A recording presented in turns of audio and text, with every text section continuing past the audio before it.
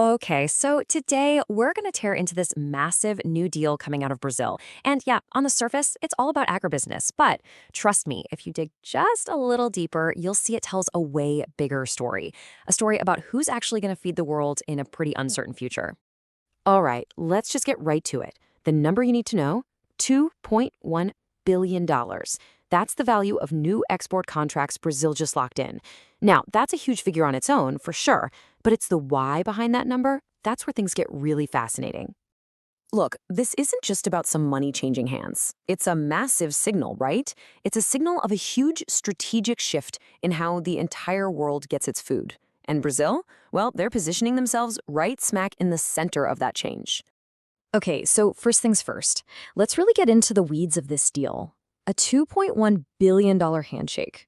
Who's buying what, and why are they buying it for so far in the future? And what's really interesting here is just how diverse this all is. I mean, look at the buyers. We're talking key import regions all across Asia, the Middle East, North Africa. And they're not just buying one thing, right? They're basically securing the whole grocery list. Everything from raw stuff like soybeans and corn, all the way to beef, poultry, and even processed foods. But here's the kicker. Look at that timeline. These are long-term deals for 2026 and 2027. And that little detail is absolutely crucial. Yeah, that timeline is so important because it just makes you ask, right? Why on earth are they locking in their food supply so far in advance? Well, the answer really lies in the growing pressure cooker that is our world's food supply chain.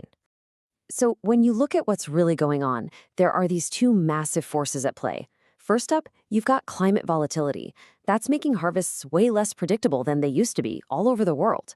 And at the exact same time, geopolitical uncertainty, well, that's making supply chains super fragile and just plain unreliable. You put those two together, you get what's being called a global food squeeze.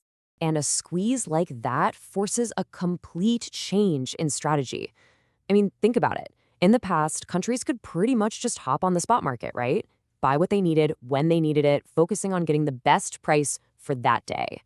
But that world is gone. The future? It's all about security. It's about locking in your supply with partners you can actually count on, guaranteeing you'll have food, even if it means you have to plan years and years ahead. So you've got this world that's desperately searching for some kind of reliability, some stability. And who steps up to the plate?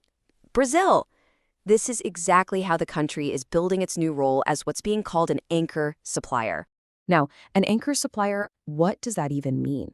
It's not just about being a big producer. Not at all. It's about being a stabilizing force. It's a country that importers can look at and say, yep, we can count on them. Year after year, they will deliver. It's about building a reputation for being the reliable one in a very chaotic world. And that's exactly the reputation Brazil is building. So how are they actually pulling this off? Well, their winning formula is this complete end-to-end system. It all starts with just massive high-yield production scale. But then you gotta move all that stuff, right? So it flows through these really efficient integrated logistics corridors, all the way to their deep water ports that are ready to ship that incredible volume out to the rest of the world. It's the whole package. But here's where the story gets even more interesting. Their strategy is evolving. It's no longer just about being the biggest player in the game. It's also about being the smartest. And that means moving up the value chain. You can actually see this trend reflected in the deal itself. I mean, sure, raw commodities like soybeans and corn are still a huge piece of the puzzle. Of course they are. But a growing slice of Brazil's exports, well, that's now processed goods. We're talking about things like refined animal feed or packaged proteins. And why does that matter? Because these are higher margin products. It means Brazil isn't just selling the raw ingredients anymore.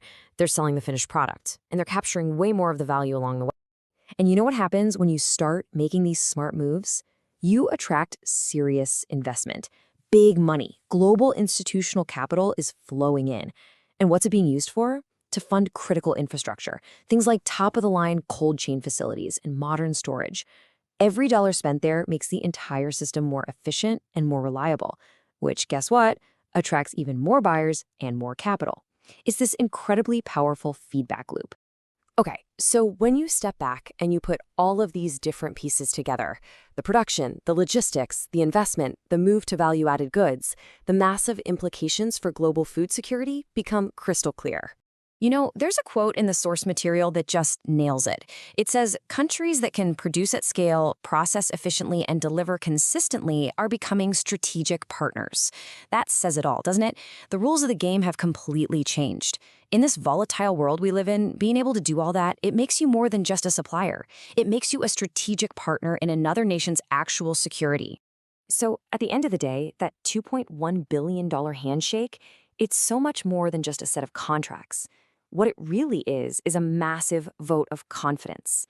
It's a signal from the world's biggest food importers that they see Brazil as a true powerhouse, as a long-term, stable pillar of the global food supply.